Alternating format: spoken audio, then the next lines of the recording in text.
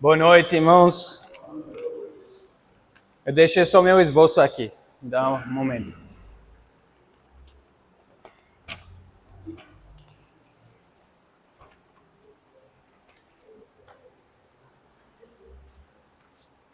Ok, eu agradeço a oportunidade de falar com vocês, esse convite de estar aqui com vocês e falar sobre esse tema muito profundo, muito boa. Quem escolheu os temas me deu muito prazer essa semana de trabalhar, de explorar um pouco. Eu dei para vocês uma planilha, eu sei que é um pouco old school, né, um pouco de coisa de outra época. Quem ainda tiver aquela tecnologia, esqueci o nome, mas é um negócio fininho com tinta no meio. Aí você colocava em, acho que caneta se chama, né? Essa tecnologia daquela época, né? Então quem tiver, pode aproveitar, pode usar. Só dei realmente para ajudar. Às vezes eu sou uma dessas pessoas que, escutando palestra, eu preciso coisa para fazer com minhas mãos, senão já fico voando. Então, é para ajudar. Se não quiser, não tem prova, depois não.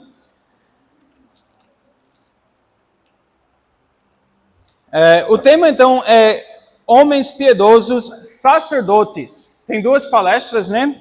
Agora, a primeira e depois coffee break, depois outra. Então, a primeira é sacerdotes na igreja. Podemos, só para abrir a ideia, alguns talvez estarão perguntando a si mesmos, será que é legítimo dizer que nós somos sacerdotes? Quem foi treinado no Catecismo de Heidelberg vai lembrar do Dia do Senhor 12, onde fala de Cristo, o nome de Cristo, que ele é sacerdote, profeta e rei, e que nós cristãos em Cristo também somos. Na verdade, a ordem é outra, né? Profeta, sacerdote e rei. Então, é um tema bíblico, eu vou até defender essa ideia biblicamente daqui a pouco. Mas eu abro assim, dizendo assim, porque nós devemos primeiro perguntar, se queremos entender nosso sacerdócio, em que sentido eu, cristão, sou sacerdote, nós temos que olhar primeiro para o sacerdócio de Cristo. Só vou entender o meu papel, o meu ofício, entendendo o ofício de Cristo. E até antes uma vez de olhar para o ofício de Cristo, mas antes de chegar ao meu sacerdócio, tem algo que está no meio ainda. Eu também sou discípulo de Cristo sacerdote. Então, tenho que olhar para Cristo, tenho que me perguntar o que significa ser discípulo de Cristo como sacerdote, e então eu posso me perguntar em que sentido eu também sou chamado a ser sacerdote. Então essa é mais ou menos a estrutura também da palestra hoje. Eu quero falar sobre o sacerdócio de Cristo, depois o que significa ser um cristão, um discípulo de Cristo como sacerdote, e finalmente em que sentido nós somos sacerdotes, começando no contexto da igreja. Certo? O nome de Cristo, mais uma vez, quem foi treinado no catecismo vai saber, significa ungido, Messias, em hebraico é Messias. E isso nos lembra daqueles 3 ofícios que levaram unção, que era o profeta, tinha que ser ungido como profeta, como Eliseu, né? Deus falou para Elias, vai ungir Eliseu como seu profeta, como profeta em seu lugar. Profetas eram ungidos, sacerdotes eram ungidos e reis eram ungidos. Então, quando chama Cristo quando chama o Salvador de Messias, estamos dizendo ele é aquele ungido, que significa ele cumpre estes 3 ofícios. É interessante você pesquisar os escritos dos judeus antes do Novo Testamento. Aí você percebe que alguns deles, os essênios é um exemplo, pensavam que iria chegar 2 ou até talvez 3 Messias diferentes. Porque Moisés disse, um profeta vem após mim, e isso foi entendido como uma profecia sobre o Messias. Mas outros textos dizem que ele é sacerdote perante mim eternamente, como Melquisedeque, né, Salmo 110. E outros textos, a maioria dos textos, falam do Messias como filho de Davi, o futuro rei. Então, alguns judeus até pensaram que iria chegar 3 Messias diferentes: Messias, profeta, sacerdote e rei. A maioria, pesquisando as Escrituras, entenderam, não, de alguma forma, Deus vai levar uma figura só que vai cumprir esses 3 ofícios. É algo desconhecido no judaísmo. Um sacerdote, por exemplo, que também é rei. Você até poderia ter profeta e rei. Davi é um exemplo, que era profeta e rei. Mas sacerdote e rei, eles tinham a mesma distinção que nós temos entre igreja e Estado. Tem um sumo sacerdote, ele tem seu papel, e tem o rei, tem seu papel, e ninguém mexe no papel do outro. O rei, se ele entrasse no templo para fazer um sacrifício, cometeria um sacrilégio. Mas aqui nós temos textos bíblicos que falam do Messias como sacerdote e também rei. E existe um texto, Salmo 110, que une essas duas coisas no mesmo capítulo. Então, Salmo 110, verso 1, o Senhor disse ao meu Senhor, é uma palavra de reino, né?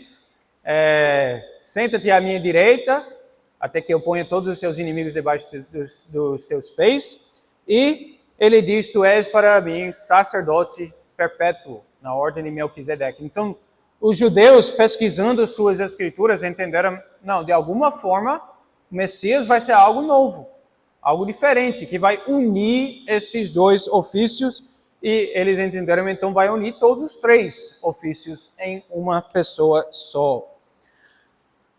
Quando nós chegamos ao Novo Testamento, pense só por um momento em que grande confissão era. Quando os cristãos disseram, como Pedro diz primeiramente, tu és o Cristo. Não é só um nome, é uma confissão pesada.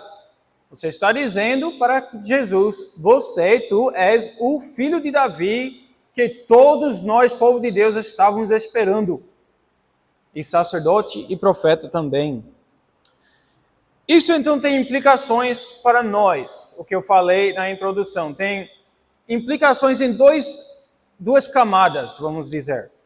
Primeiro, tem implicações para nós como discípulos de Cristo. Nós confessamos que Ele é o sacerdote. Então, isso vai afetar o nosso entendimento de nós mesmos como discípulos daquele sacerdote. O cristão é o seguidor, discípulo de Cristo. Então, se Ele é sumo sacerdote, nós somos o povo a quem Ele ministra.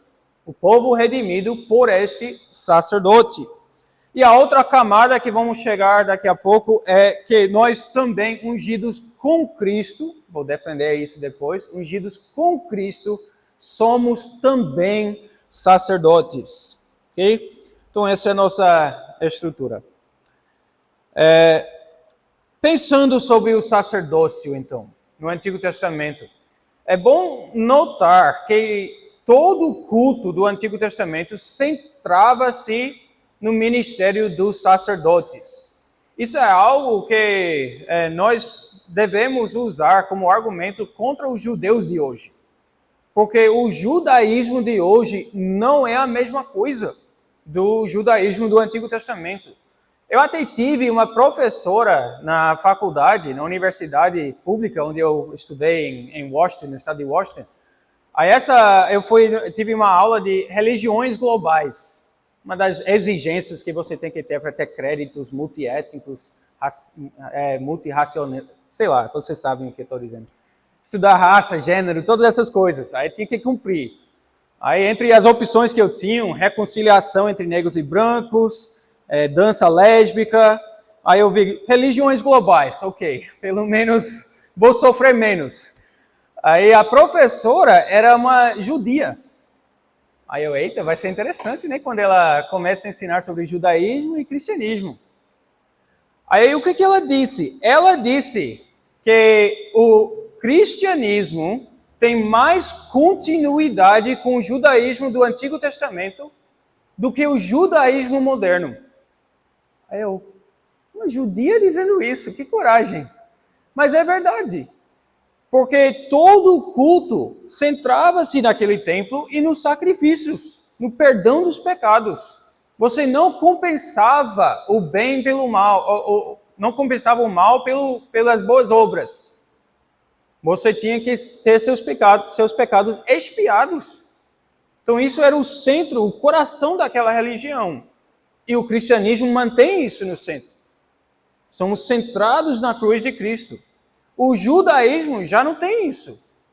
Não tem templo, não tem sacrifícios pelos pecados, não tem nenhum sacerdócio, e é uma religião hoje de boas obras. Você compensa o mal pelo bem. E Deus, no final de tudo, vai pesar as duas coisas e ver qual pesa mais. Já é outra religião. Então, a religião no Antigo Testamento tinha isso no centro. E esse ofício de sacerdote consistia pelo menos em 3 deveres. A primeira pergunta aqui na planilha. 3 deveres: ensino, expiação e intercessão. Certo? Ensino, expiação e intercessão. Não vou me aprofundar tanto, mas eu vou só explicar cada um. Na área de ensino, o sacerdote tinha que ser um homem treinado na lei. Ele era o mestre das Escrituras. Então, o israelita que queria conhecer a Deus ou aprofundar-se em seu conhecimento, só tinha um endereço. Ele ia lá para o templo, estudava com os sacerdotes ou com os levitas que se espalharam em todo Israel. Este era o trabalho do sacerdote, ensinar a lei de Deus, a palavra de Deus.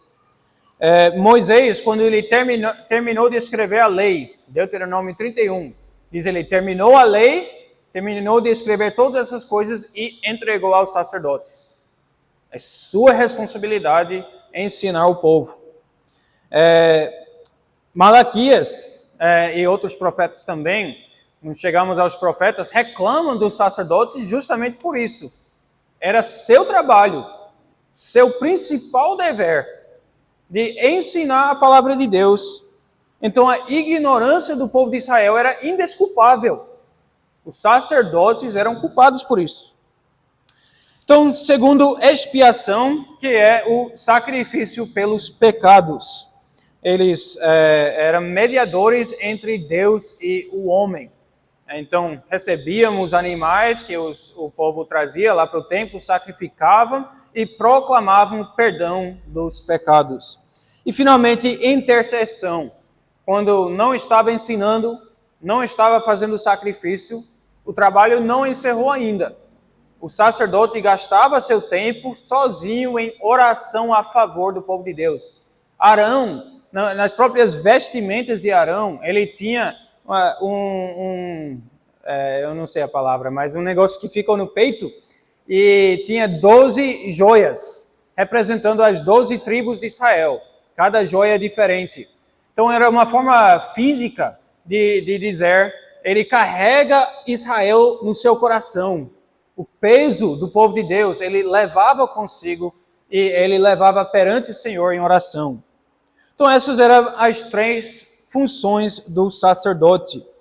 Agora, devemos manter em mente que todo esse sistema de sacerdócio, o templo e tudo mais, era algo temporário, algo passageiro.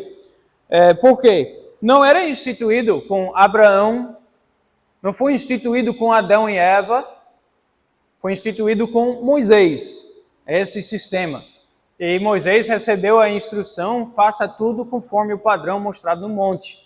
Então, ele construiu o tabernáculo, depois Davi construiu o templo, e tinha esse sistema, essa religião que o Novo Testamento chama uma religião de sombras. Um sistema de cerimônias que eram sombras que apontavam a verdade. E isso é algo lógico, algo que deve ser bastante evidente. Uma ovelha, um boi, não tira os pecados. Não tem capacidade de carregar o peso da ira de Deus para o pecado do homem. Ele não é o culpado. Então era algo simbólico, algo que apontava para frente. Não que o perdão não era real, Deus de fato perdoou seu povo, mas não porque aquela ovelha morreu. Perdoou seu povo porque Cristo morreria. Então, é isso que nós confessamos. Cristo é o cumprimento de todo aquele sistema que era temporário. Cristo é o sacerdote eterno segundo a ordem de Melquisedeque. E já os profetas começam a explicar isso em detalhes, como Cristo faz a expiação, faz o sacrifício pelos pecados, Isaías 53. Já começam a expor o verdadeiro sacerdócio, que era apenas representado naquele sistema. Então, Cristo é o sumo sacerdote e ainda mais podemos dizer que Cristo é o cumprimento de todo o sistema. Porque nós vemos no Novo Testamento, Cristo é não somente sacerdote, é o sacrifício. Que João Batista diz, eis o Cordeiro de Deus que tira os pecados do mundo. Cristo é o templo. Destrua este templo e em 3 dias ressuscitarei, ou levantarei, reconstruirei a palavra. Então, ele é o templo de Deus, ele é o sacrifício, é o sacerdócio, é tudo. Cristo é todo esse sistema. Então, é isso que nós estamos confessando. Cristo é quem faz esses 3 deveres por nós. Cristo é quem nos ensina a verdadeira palavra de Deus, o verdadeiro ensino. Cristo é o sacrifício que tira os nossos pecados e Cristo é quem intercede também por nós. Então isso leva a essa segunda camada, nós discípulos de Cristo. Nós somos discípulos de Cristo. O que significa? O que você confessa? Quando você diz, Cristo é meu sumo sacerdote. Primeiro você confessa que Cristo tem o verdadeiro ensino da palavra de Deus. É isso que Pedro, quando ele diz, tu és o Cristo, o Filho de Deus. É isso que ele estava confessando. O verdadeiro ensino se encontra com você. Os discípulos disseram em outro momento, tu tens as palavras da vida eterna, por onde nós iremos? Então eles entenderam, Cristo é quem expõe a palavra. Pensa naqueles discípulos também no caminho de Emaús. E Cristo abrindo as Escrituras, expondo as Escrituras, mostrando a integração das Escrituras, como todos apontam a Ele. Então isso com seu dever de ensino.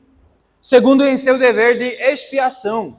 Quando você diz, eu sou cristão, se confessa Cristo como sacerdote, você está afirmando, eu me refugio no sacrifício de Cristo.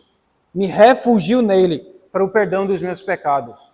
Não ando no caminho dos judeus rabínicos, achando que podem compensar os seus pecados pelo bem que praticam. Eu preciso de perdão. Eu encontro esse perdão somente em Cristo. Ser cristão, então, é entender sua dívida perante Deus. Faz parte da essência da nossa confissão cristã. Sou devedor, sou pecador com uma dívida profunda. E eu me refugio na propiciação que Deus mesmo colocou. Romanos 3, Romanos 3, 25. Deus propôs, a propiciação que Deus mesmo propôs para a salvação do mundo. Então, essa é uma palavra também sacerdotal, Uma propiciação. Deus disse, aqui é o Cordeiro, aqui é o sacrifício definitivo. Refugia-se nele somente. Terceiro, o cristão direciona todo o seu relacionamento com Cristo, pensando na ideia que Cristo é o templo de Deus. Então, no Antigo Testamento, você vê isso na oração dedicatória de Salomão, quando ele dedicou o templo. Toda a oração dele tem a ver com as orações do povo, quando o seu povo cai em pecado. E orem a ti neste lugar, então ouve no céu e perdoa. Quando o povo for levado para o exílio, e oram, não conseguem chegar fisicamente no templo, mas se apontam para o templo. Ouve, ó Deus, escute e perdoa seus pecados. Quando tem fome na terra, tudo, O templo era o lugar que você ia para se relacionar com Deus e ter a confiança que suas orações são ouvidas. Então pense que coisa profunda quando nós dizemos Cristo é o templo.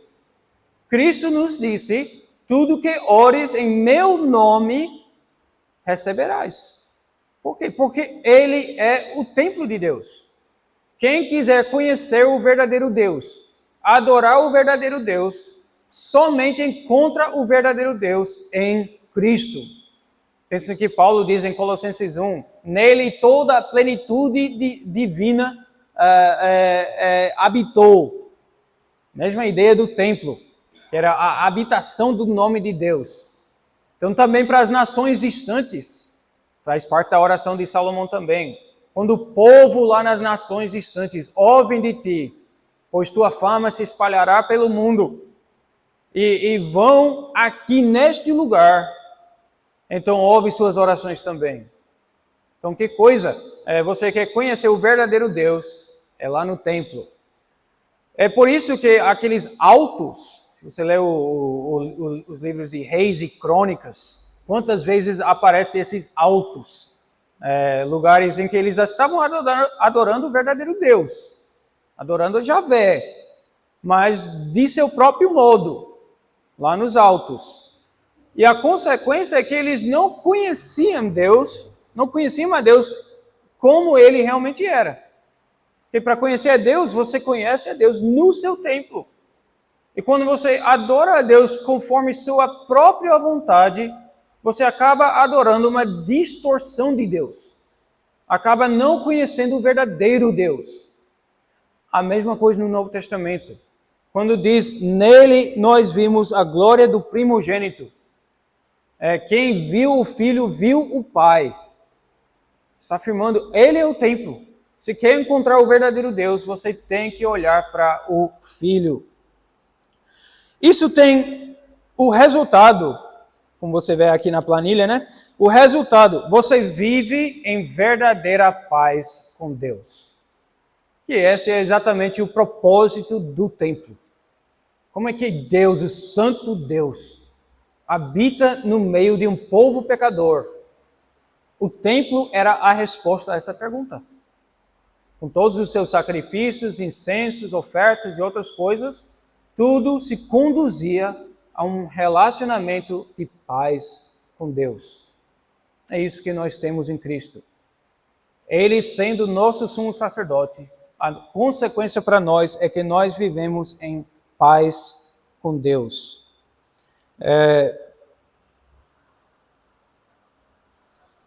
Então, se você ver aqui no desenho, lá embaixo, você vê no desenho lá do tabernáculo, tem em frente aquele grande altar de bronze. E lá dentro do tabernáculo tinha um outro altar, que era o altar de incenso.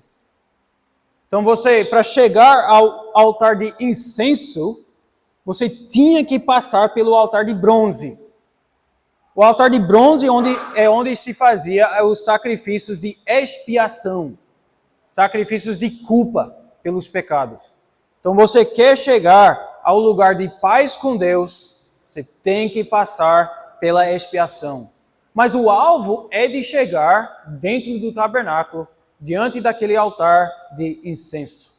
E o incenso, essa aroma suave, representava aquela tranquilidade, aquela paz preciosa, doce com Deus. É isso que Paulo diz também no Novo Testamento. Justificados, pois, mediante a fé, ou seja, passamos o altar de bronze, temos paz com Deus por meio de nosso Senhor Jesus Cristo. Nós temos um relacionamento doce de paz com o Santo, Santo, Santo Deus. Isso tem também por consequência que a vida cristã se torna uma vida de integridade e alegria. Eu acho que você poderia colocar mais palavras aí, mas eu quero destacar essas duas. Integridade e alegria. Integridade, porque é isso que nós encontramos nos santos do Antigo Testamento, mesmo sendo pecadores, eles não tinham dificuldade de falar da sua integridade. Por exemplo, Salmo 26, verso 1. Faze-me justiça, Senhor, pois tenho andado na minha integridade e confio no Senhor sem vacilar. Eu não sei você, mas às vezes quando a gente canta esses salmos, talvez vocês sentem um pouco de desconforto. Às vezes eu sinto um pouco de desconforto. Escute a mim, pois meus lábios são puros, ando na minha integridade, e eu sei dos meus muitos pecados. Mas os salmistas também. Davi sabia dos seus muitos pecados. Mas muitas vezes ele fala de sua integridade. Por quê? Porque ele passou pelo altar de bronze e está diante do altar de incenso. Ele tem paz com Deus e anda nessa integridade que foi comprada por ele pelo sacrifício. Então nós temos integridade não porque não temos pecado, mas porque nosso pecado foi expiado e não temos diante de Deus nada a esconder. Quem não tem integridade foge da presença de Deus. Quem tem pecados não tratados foge da presença de Deus. E isso é a própria essência da... Aí ficou... Eu ia dizer a essência da não integridade. Entenda. É a falta de integridade quando a gente foge da presença de Deus. A definição da integridade é estar em paz com o coração aberto diante de Deus. Não tenho o que esconder. Eu vivo naquele termo latim que os pais da igreja usaram, coram Deo. Vivo minha vida diante de Deus, diante da face de Deus, sem medo, sem esconder nada. Começo o meu dia pedindo sua direção em oração, pedindo que Ele me direcione em todos os meus atos e termino meu dia, no final do dia, refletindo, confessando quaisquer pecados e dormindo em paz. Isto é integridade cristã. Não é algo que devemos negar. Nós vemos esses termos de integridade, às vezes como reformados nós queremos dizer, mas assim, lembre-se, vocês ainda são pecadores. Ou só Cristo pode dizer isso. Tem um sentido em que sim, só Cristo pode dizer isso, ando na minha integridade. Mas o cristão em Cristo, justamente por causa de Cristo, pode e deve fazer a mesma oração. Ando na minha integridade, guarda, defenda minha causa, ó Senhor, por causa da minha pureza de coração. Uma oração ousada, mas ousada porque passamos o altar de bronze. Segundo, alegria. Esta paz com Deus produz alegria. O fardo, vocês já leram o Peregrino, né, de John Bunyan? O peregrino, na hora que ele perde o fardo pesado, que ele estava carregando toda a sua vida, a alegria que encheu o coração desse peregrino, quando não tinha que levar esse peso mais, transformou totalmente sua atitude. Então a nossa paz com Deus produz uma vida alegre. Nada no céu, nada na terra pode me separar do amor de Cristo. Então, já foi comprado pelo sangue precioso do sacrifício. Não tenho nada que pode me abalar. Não significa que não passamos por tristezas, não sentimos tristes em alguns momentos, ou que as nossas emoções sempre são o que devem ser. Claro que não. Mas nós devemos estar constantemente nos lembrando do poço horrível de onde Deus nos tirou. E isso é motivo de constante alegria. Eu fui tirado daquela lama, fui tirado daquela sujeira, fui tirado da morte, introduzido à vida. Isso deve dar a todo cristão motivo de alegria.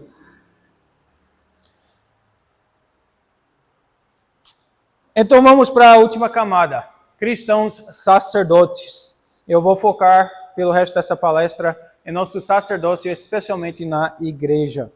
Só para dar alguns textos provas daquela ideia que o catecismo diz, que nós somos sacerdotes em Cristo. 1 João 2, 27, diz, quanto a vós outros, a unção que dele recebestes permanece em vós. Então nós somos ungidos pelo Espírito de Cristo. Então ungidos para o quê? Você nunca foi ungido para nada. Os profetas não iam lá pegando algum israelita e diz, vamos ungir esse israelita para ver o que acontece. Ele foi ungido para um ofício. Então nós temos unção. Para quê? 1 Pedro 2, versículo 5. Também vós mesmos, como pedras que vivem, sois edificados casa espiritual para serdes sacerdócio santo, a fim de oferecerdes sacrifícios espirituais agradáveis a Deus por intermédio de Jesus Cristo. E pulando para o verso 9 também, vós, porém, sois raça eleita, sacerdócio real, nação santa, povo de propriedade exclusiva de Deus, a fim de proclamar as virtudes daquele que vos chamou das trevas para a sua maravilhosa luz. Então, acho que está claro. Nós temos unção, 1 João 2, e nós somos chamados agora sacerdotes com tarefas sacerdotais. Ele diz, sacerdotes a fim de oferecerdes sacrifícios.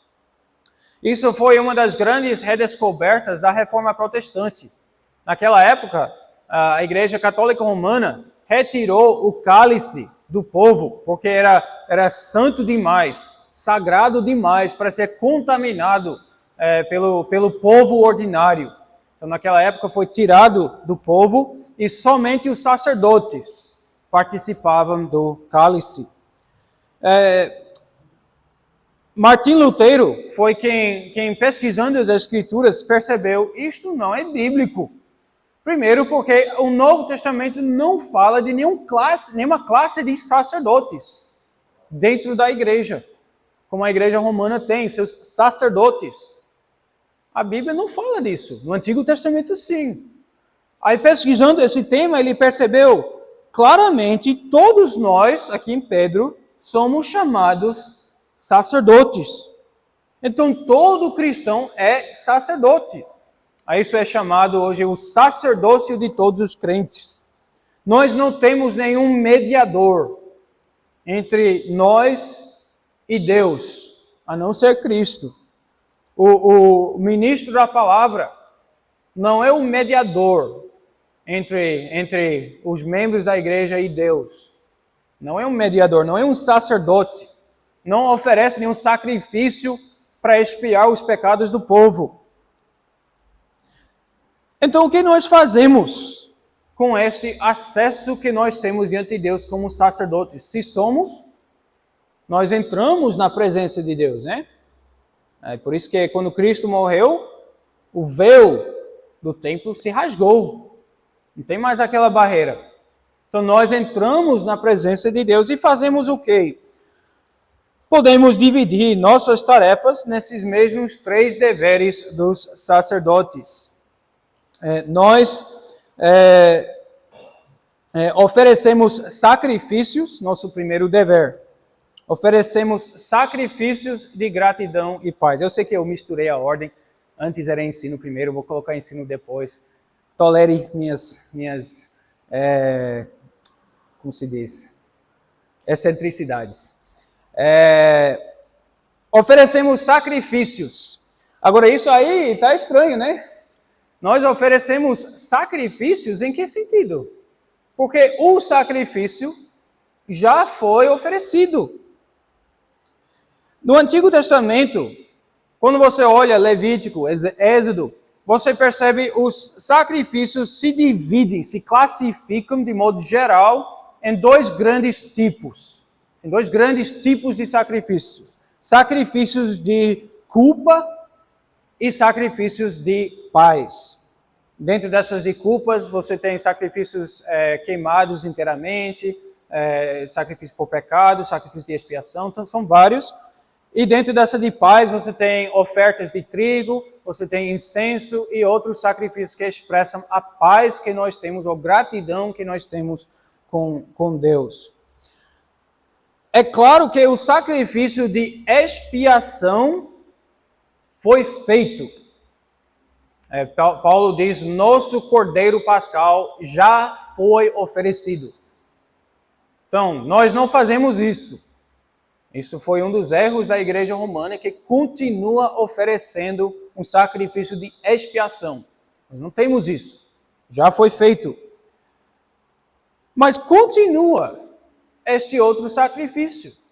O sacrifício de paz. E nós temos bastante textos provas disso. Malaquias, começando no Antigo Testamento, Malaquias 1, versículo 11. Desde o nascente do sol até ao poente, é grande entre as nações o meu nome.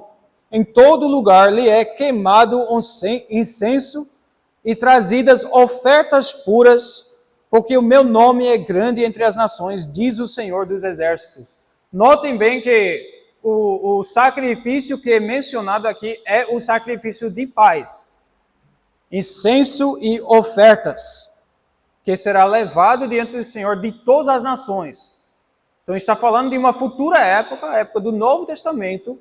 As nações virão e trarão seus sacrifícios de incenso e ofertas. Isso é claramente o sentido que Pedro tem em mente também, quando ele diz, vós sois sacerdócio, sois edificados casa espiritual para ser de sacerdócio santo, a fim de oferecer de sacrifícios espirituais agradáveis a Deus por intermédio de Jesus Cristo. Não são os sacrifícios de expiação. Pedro acabou de explicar naquele mesmo contexto como isso já foi feito. Mas nós oferecemos os sacrifícios de gratidão. Veja Romanos 12, versículo 1. Rogo-vos, pois, irmãos, pelas misericórdias de Deus, que apresenteis o vosso corpo por sacrifício vivo, santo e agradável a Deus, que é o vosso culto racional. Então, nossa própria vida é um sacrifício de gratidão, um sacrifício de paz, uma incenso de aroma suave que nós levamos para Deus. Um outro texto interessante é Isaías 66. Isaías 66, versículo 20. Trarão todos os vossos irmãos, dentre todas as nações, por oferta ao Senhor. Veja, essa palavra oferta se categoriza nessas ofertas de paz, nesses sacrifícios de paz. Então, os israelitas, os irmãos de Israel espalhados, serão trazidos como uma oferta ao Senhor, sobre cavalos, em liteiras e sobre mulas e dromedários, é o meu santo monte a Jerusalém, diz o Senhor, como quando os filhos de Israel trazem as suas ofertas de manjares. É o trigo. É a oferta também dessas ofertas de paz. Diz o Senhor, em vasos puros serão trazidos à casa do Senhor. Também deles tomarei alguns para sacerdotes e para levitas, diz o Senhor. Porque como os novos céus e a nova terra que hei de fazer estarão diante de mim, diz o Senhor, assim há de estar a vossa posteridade e o vosso nome. Então, mais um texto do Antigo Testamento que fala dessa futura época em que os israelitas, e naquele contexto, povos de outras nações também, virão a Jerusalém, e ele usa aqui a mesma linguagem de ofertas, de sacrifícios de manjares, aqueles sacrifícios de paz e gratidão. De que consiste, então, estes sacrifícios hoje? De forma prática, quais são os nossos sacrifícios? Primeiro, louvor e adoração. Louvor e adoração. Mais uma vez o apóstolo Pedro, vós sois sacerdócio real, nação santa, povo de propriedade exclusiva de Deus, a fim de proclamardes as virtudes daquele que vos chamou. Então esse é o nosso sacrifício, um sacrifício de louvor. Hebreus usa a mesma linguagem, Hebreus 13, versículo 15. Por meio de Jesus, pois, ofereçamos a Deus sempre sacrifício de louvor, que é o fruto de lábios que confessam o seu nome. Então, irmãos, nós temos que entender, eu acho que eu fiz o caso suficiente para vocês terem certeza, nós somos sacerdotes, então é um ofício solene, é um chamado pesado que nós temos de Deus, nós somos sacerdotes, então vamos desempenhar nosso ministério. Como? Primeiro, dando louvores ao nosso Senhor com toda a solenidade, com toda a seriedade, de forma digna de nosso ofício. Então isso começa no culto. O culto solene é o momento que nós, como sacerdotes, nessa época do Novo Testamento, trazemos nosso incenso, eu digo isso entre aspas, não estou dizendo que levamos incenso físico, nós trazemos nossos manjares diante do Senhor, que são nossos louvores. O culto solene é um ato sacerdotal. Devemos vir ao culto com este entendimento. Estou vindo para adorar a Deus como um dos seus sacerdotes. Então eu levo ao culto com muita seriedade. É um momento formal que oferece a Deus uma adoração pura, de acordo com sua palavra, aceita por Deus em Cristo. É por isso que nós devemos ser zelosos, como os reformadores foram zelosos para a pureza do culto. Nosso culto deve ser conduzido de acordo com a palavra de Deus. Em todos os aspectos, deve ser bíblico. Além disso, deve ser belo. A adoração, o louvor no tabernáculo e do templo era belo. Você pensa em todos os músicos, levitas e outros tocadores de instrumentos que fizeram uma adoração bela para o Senhor.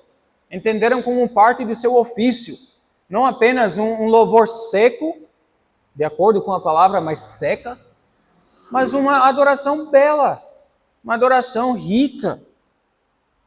Então, nosso culto é em espírito e verdade, Cristo diz, João 4, e nós devemos, então, vir ao culto com essa intenção. Então, no culto, também fora do culto.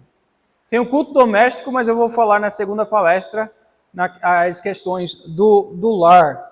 Então, vamos deixar isso por enquanto. Mas em nossas conversas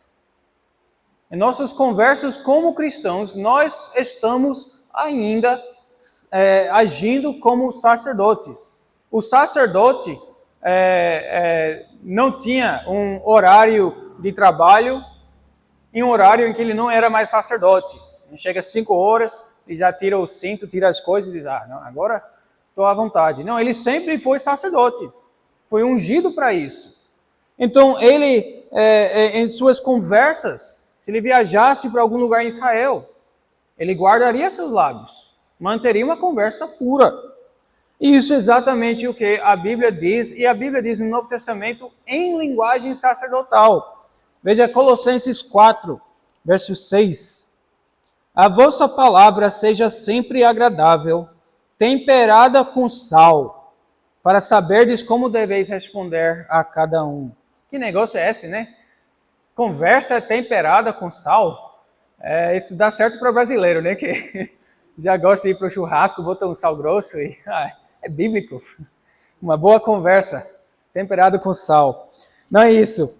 É uma referência às ofertas. Aquelas duas ofertas de incenso e de manjares.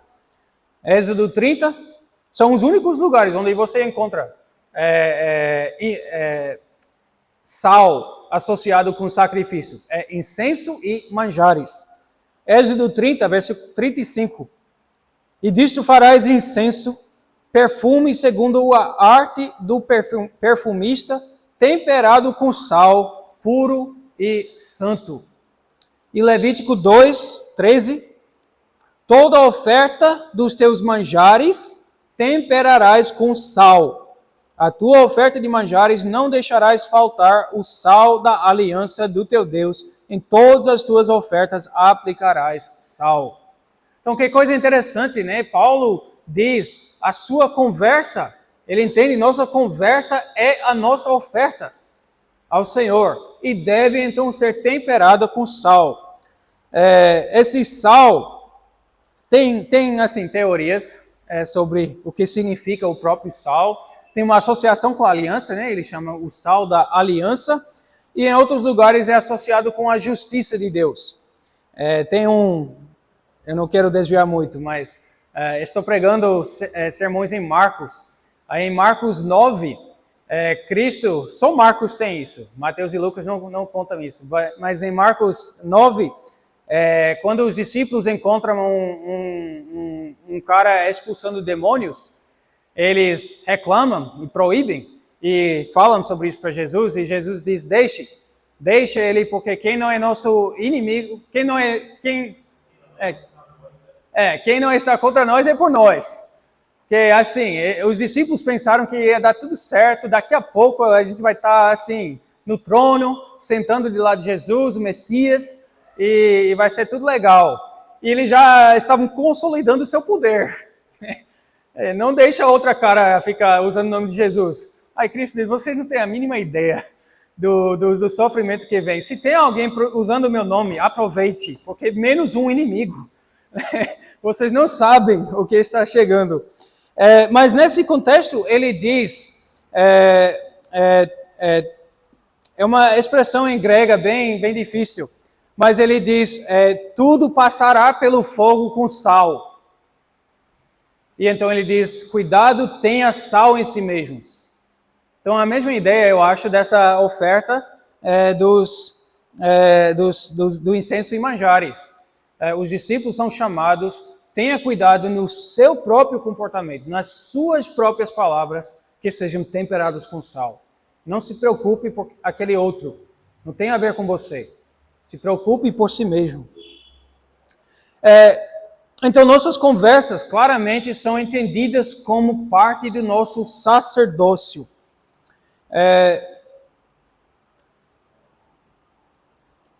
Segundo, nosso serviço aos santos. Hebreus 13, verso 15. Por meio de Jesus, pois, ofereçamos a Deus sempre sacrifício de louvor, nós vimos aquele sacrifício de louvor, que é o fruto de lábios que confessam o seu nome. Não negligencieis igualmente a prática do bem e a mútua cooperação, pois com tais sacrifícios Deus se compraz. Então, nós vimos o sacrifício de louvor no culto e fora do culto, em nossas conversas, e tem também o sacrifício de serviço mútuo, que também é visto como parte de nosso sacerdócio. O ministério, nós encontramos muito essa palavra ministério, é uma palavra também sacerdotal. Efésios 4, versículo 11. E ele mesmo concedeu uns para apóstolos, outros para profetas, outros para evangelistas e outros para pastores e mestres, com vistas ao aperfeiçoamento dos santos para o desempenho de seu ministério, do seu serviço, para a edificação do corpo de Cristo. Então, nosso ministério aos nossos irmãos, nós devemos entender, faz parte do meu ofício solene de sacerdote. Não é necessário você ter departamentos para ter este ofício sacerdotal. Não estou dizendo que faz mal. A gente chama na igreja chamada comissões, e assusta quando ouvir a palavra departamento, mas é a mesma ideia, né? Não é necessário ter departamentos. Devemos sempre estar, de uma forma ou outra, ministrando aos santos. Eu posso citar alguns exemplos e certamente vocês podem pensar em muitos outros. Mas tudo que o cristão faz em serviço aos santos é um ministério que ele faz como sacerdote de Cristo. Então, visitando os idosos, os enfermos na sua igreja, é um ministério que você tem. Faz parte do seu dever cristão como sacerdote. Coisas simples. Preparando uma refeição para uma mãe que acabou de ter filho, ou uma grávida de alto risco que não consegue sair da cama. Aí você vai para casa e leva uma refeição. Faz parte do seu ministério como sacerdote. O cuidado do prédio. Os que são entarefados com o cuidado do prédio devem entender como tarefa sacerdotal. Inclusive, no Antigo Testamento, foi uma tarefa sacerdotal. Os levitas e sacerdotes cuidaram, zelaram para o tabernáculo naquelas coisas simples, de lavar os altares, de tirar a poeira das coisas. Faz parte do seu trabalho. E o cristão deve entender, isto é um chamado, um ministério nobre. Não é uma coisa para aquela pessoa que é o menos digno da igreja, né? Ou aquela pessoa que não tem outros dons, então bota ele para cuidar do prédio. Né? É um ministério sacerdotal, algo que a gente faz com amor a Deus e com uma diligência, querendo glorificar a Deus. Posso multiplicar exemplos, né? Acompanhamento instrumental. Pensa nos levitas e os outros no templo que tocavam instrumentos no culto. Perdão aos puritanos em nosso meio. O uso de instrumentos é um ato sacerdotal. O cântico no culto, a prática da hospitalidade, a mentoria de algum jovem. Você poderia assumir responsabilidade para algum jovem na igreja e dizer, eu vou encontrar com ele uma vez por mês, tomar um cafezinho, fazer uma mentoria. É um trabalho sacerdotal. O ponto é que nós somos chamados ao ministério para a edificação do corpo e devemos levar isso a sério como o meu ofício que Cristo me deu. Eu vou aproveitar para fazer um plug aqui para a revista Diaconia, que o Instituto João Calvino produz. A cada 2 meses nós lançamos mais uma edição e nesse mês mesmo é o Ministério dos Membros. Então, a edição bem interessante. Se vocês querem usar no conselho, poderia ser algo bem interessante para passar nas visitas aos membros. Muitos reformados, especialmente aqueles que saíram da Assembleia ou de outra pentecostal, cheio de departamento e cargo, né? Aí chegam na igreja reformada e sentam no banco e começam a ficar perdido. Né? Qual é o meu ofício agora? O que eu faço agora? É só esquentar o banco? Temos que entender que nosso ministério é muito amplo. Segundo, intercessão. Nós, como sacerdotes em Cristo, somos chamados a interceder. Agora, intercedemos por 2 partes. Intercedemos pelo mundo. Isso talvez vai soar estranho. Mas nós, como sacerdotes em Cristo, nós somos os sacerdotes do mundo. Os mediadores entre Deus e o mundo. Quem está entre Deus e o mundo, intercedendo pelo mundo, são os cristãos. Isso é claramente a intenção da oração dominical. As 3 primeiras petições são intercessões para o mundo. Da mesma forma como Abraão praticava isso antes, né? Quando Deus falou que ia destruir Sodoma e Gomorra. Aí Abraão entendeu, meu papel é interceder por essa cidade, mesmo sendo uma cidade principalmente ímpia. Aí ele orou para a preservação daquela cidade. Isso é nossa oração para o nosso mundo. Que Deus converte, que Deus muda nosso mundo. As 3 primeiras petições têm tudo a ver com isso. Santificado seja teu nome. Até que isso lembra daquele texto de Malaquias. Malaquias 1:11, que fala do nosso sacerdócio. Né? Desde o nascente do sol até o poente, é grande entre as nações o meu nome. Em todo lugar lhe é queimado incenso e trazidas ofertas puras, porque o meu nome é grande entre as nações, diz o Senhor dos Exércitos. É isso que nós estamos orando? Quando nós fazemos a petição, santificado seja teu nome. Que teu nome seja grande entre as nações. Que os povos de todos os cantos da terra tragam essas ofertas santas ao Senhor. Estamos orando para que todas as nações e toda parte de nosso país conheça o nome do Senhor e o adore em sua santidade. Que santifique o seu nome. Então nós temos que orar isso e orar isso com fé. Não tem espaço para pessimismo. nesse aspecto. Temos que orar com fé, porque Cristo nos ensinou a pedir é que seu nome seja engrandecido em nosso mundo. Segundo, venha teu reino. Um pedido muito mal entendido. Eu tive meu primeiro pastoreio no Canadá. Uma senhora veio para mim e falou, pastor, eu estou com muita dificuldade. Por quê? Eu não consigo orar essa petição, venha teu reino. Por quê? Ela entendeu, venha teu reino significa volte Cristo. Maranata, volte Cristo, só isso. Aí ela disse, para Cristo voltar, nós sabemos que o mundo tem que piorar. Então, eu não estou orando para que o mundo piore? Aí eu, que inversão da petição.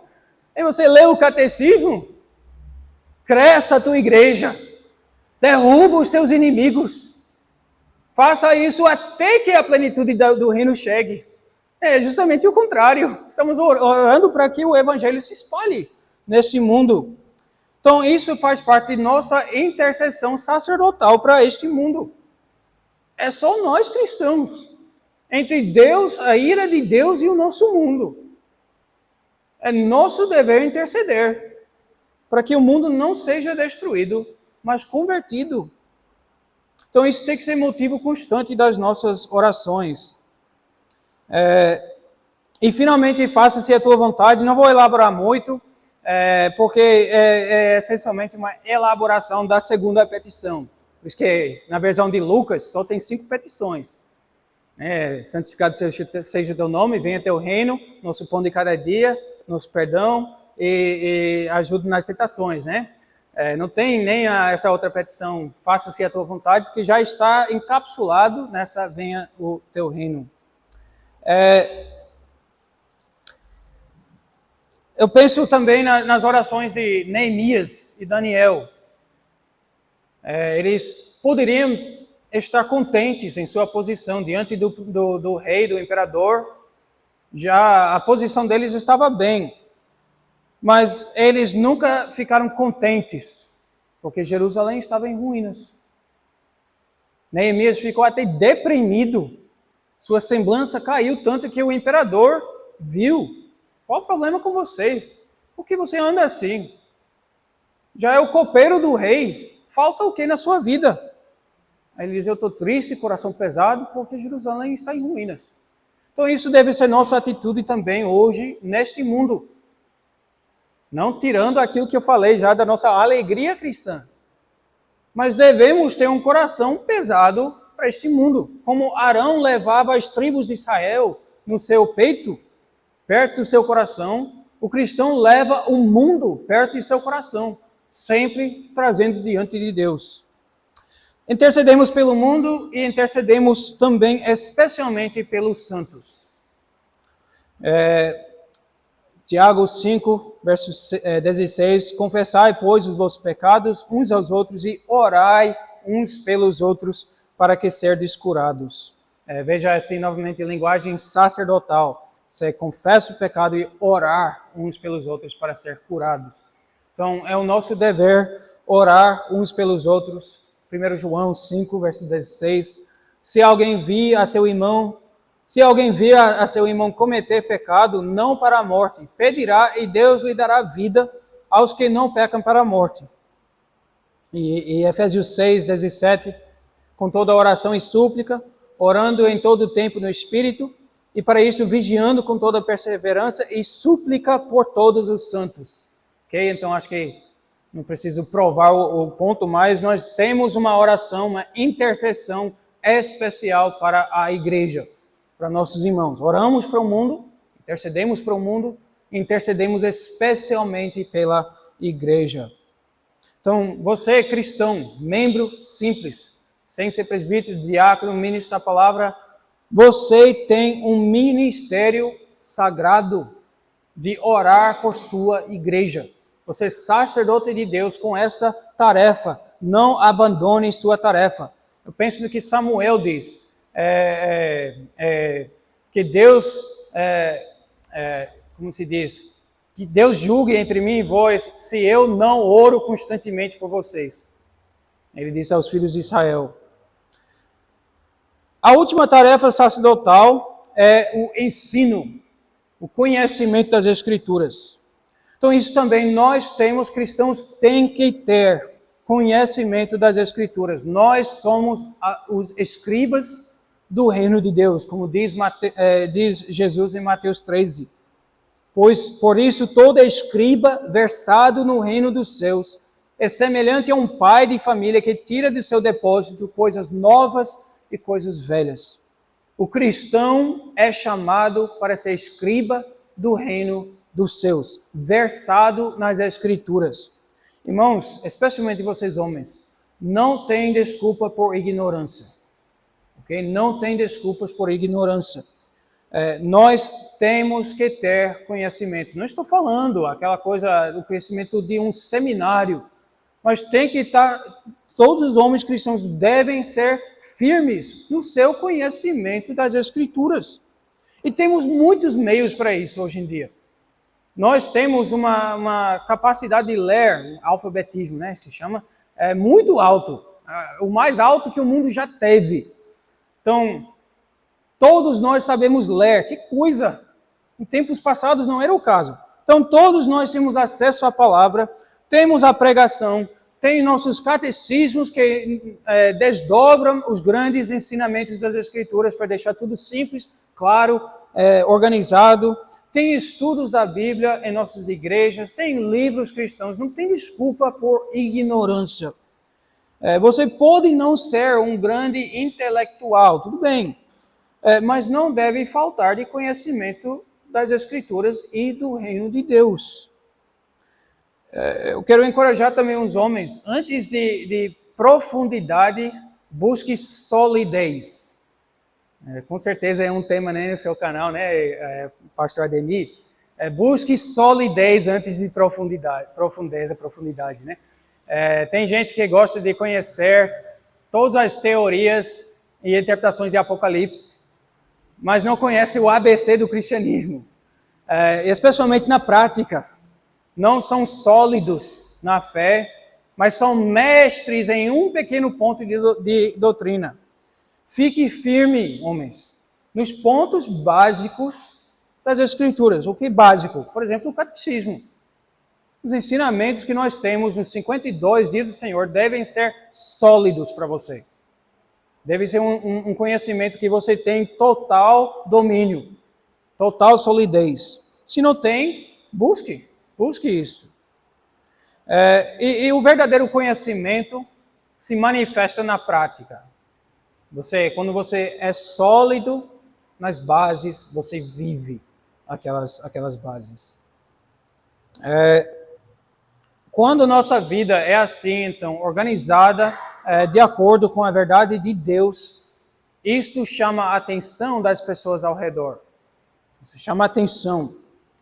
É daí que entra nosso ministério sacerdotal de ensino das Escrituras, que cada cristão tem.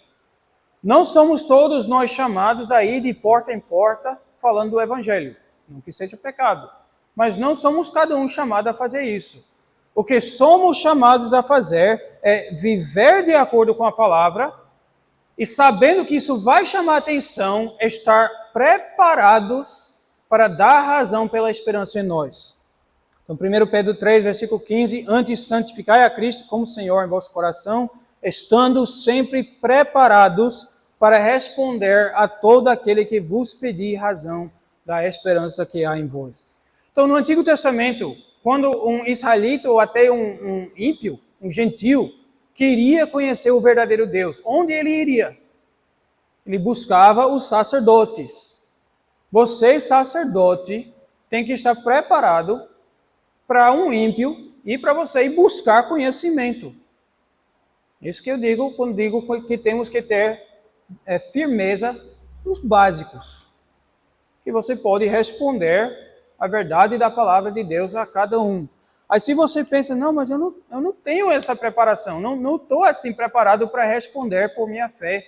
Esteja preparado, se prepare. E por isso que nós temos aqueles meios. Não tem desculpa por incapacidade. Somos sacerdotes de Deus. Então, os sacerdotes do Antigo Testamento foram condenados porque Israel faltou conhecimento de Deus. Então, se nosso ministério é perante o mundo, nós seremos responsabilizados se nosso mundo não tem conhecimento de Deus.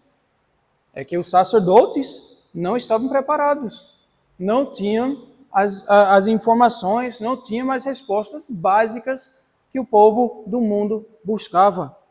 Então, esse é nosso ofício. Resumindo, então, nós vimos que é uma confissão muito grande, que Cristo é o nosso sacerdote, e nem entramos em profeta e rei. Então, talvez daqui a um ano, quem for que organizar outro evento, vamos fazer rei e profeta ainda. Então, nós temos essa grande confissão. Cristo é o nosso sacerdote. Isso tem implicações para nós, especialmente nós confessamos, nós somos o povo redimido. Nós somos o objeto do ministério deste sumo sacerdote. E, finalmente, nós temos um ofício junto com ele como sacerdotes. Então, vamos levar isso a sério e vamos ter a alegria no final das nossas vidas de dizer diante de Deus, cumpri meu ministério. Não é somente os oficiais que têm que chegar ali. Todos os cristãos têm que chegar ao ponto de estar preparado no final de sua vida e dizer, cumpri meu ministério. Obrigado, irmãos. Vamos